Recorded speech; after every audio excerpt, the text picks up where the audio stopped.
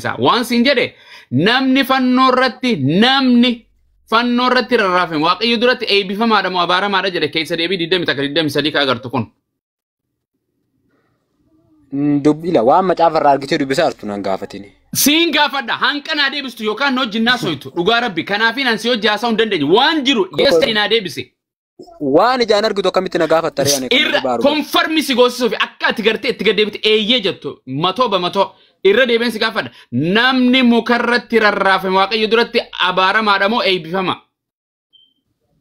abaaramaadha macaafatu dubbata thank you na deebis Yesuus Kiristoos mukarratti rarraafame moo rarraafamne rarraafame Yesuus Kiristoos waaqayyo duratti abaaramaadha moo abaaramaa miti Yesuus waaqa duratti abaaramaa miti wangeela kan kee kijiba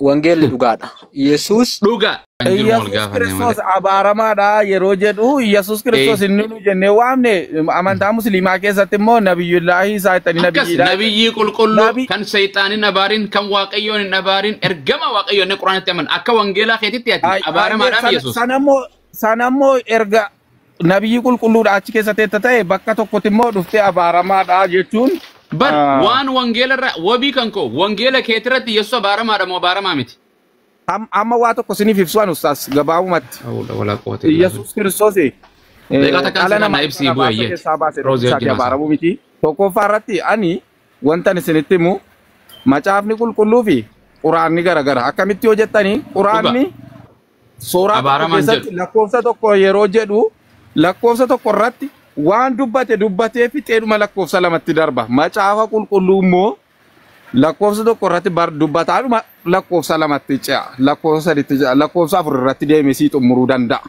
garaagarummaan macaafa qulqulluu fi quraanaa sanadha isini lakkoofsa tokko akkuma quraana keessatti jecha guutuu ibsu macaafa qulqulluu keessattis lakkoofsa tokko jecha guutuu akka ibsutti eddee inni negatiifatti dhaabu irratti fudhattanii eddee sana funaannattanii gaafii gootan macaafa qulqulluu keessaa ni gaafattu yoo ta'e fakkeenyaaf bakka itti Yesuus Kiristoos dhala namaatiif miti ofii isaatiif miti dhala namaatiif iyyuu fayyina akka inni ta'e bakka sana maaf dhuffidanii gaafatan keessaa filataa qofa bakka negatiifa qofa funaantanii kanaafuu negatiifaa jira jechuun wangeela keessa barsiisuu miti fixatte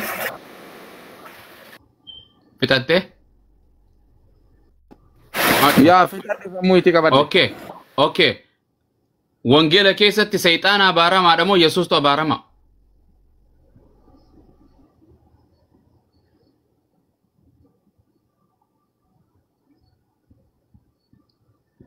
haasaa cufatte bakka adeema yeetin roozii nagaan sifaa ta'u hin deebisu hanqasuma fixate inni bar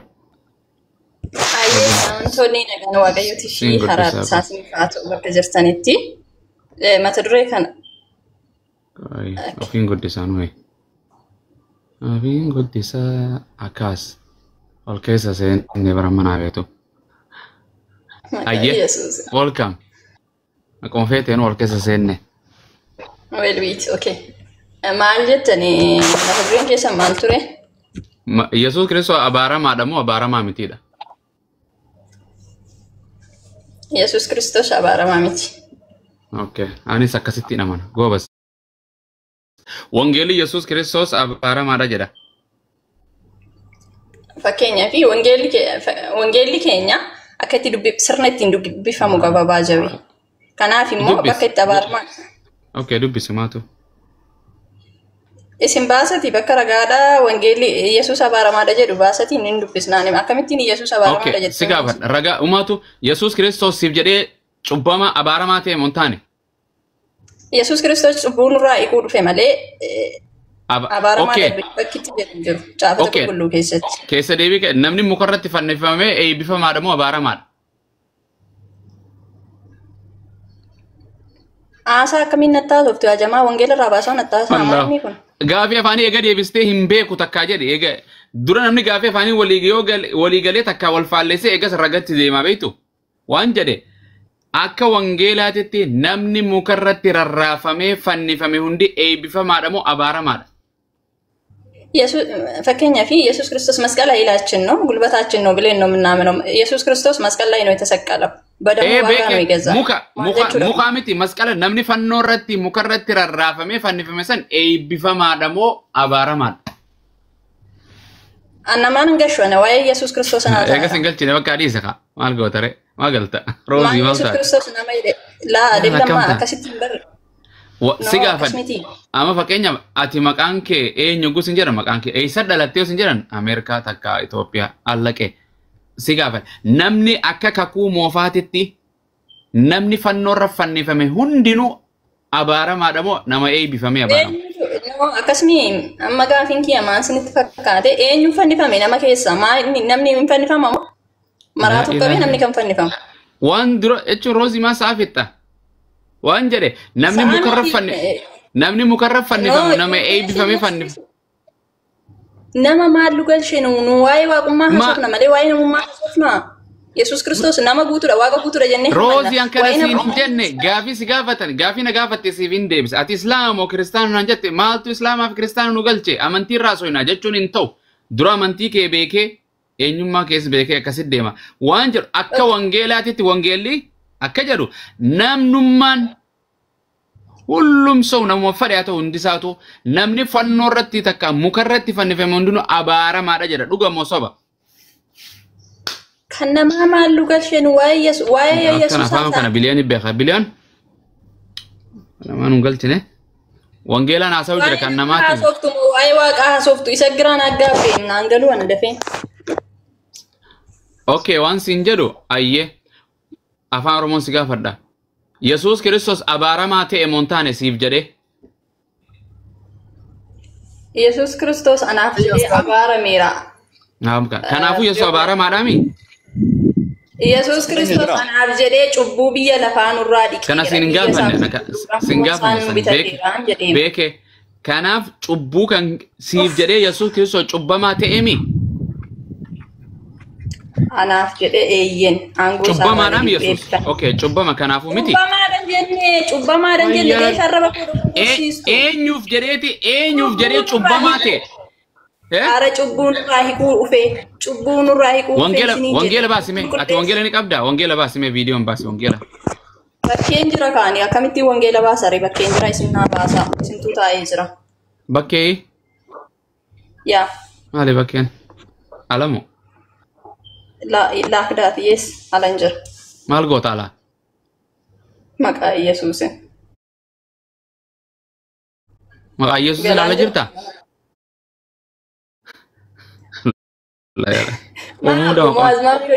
Maquma Yesuus yoo hammamaa seentees maqaa Yesuus jetta adiisa akkana jedhin ana hundaa'u waan jedhe amma gaafii lamaan kanarratti namni deebisuu yaa jedhana namni mukarratti fannifame Yesuus fannifame moo hin fannifamne okay Rosa Yesuus Kiristoos badamuu gastoonal dhiigaan nu bitateera dhiiga isaa tolaaseeti dhiigaan jedhe Yesuus fannoo irratti fannifame moo hin fannifamne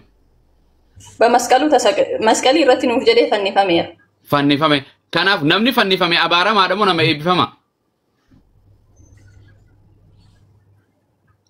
Itti bilbilan gartee ba'i Yesuus sim alaa gali jaaniin. Amma ani kan koo sirraa eebu muwaazama.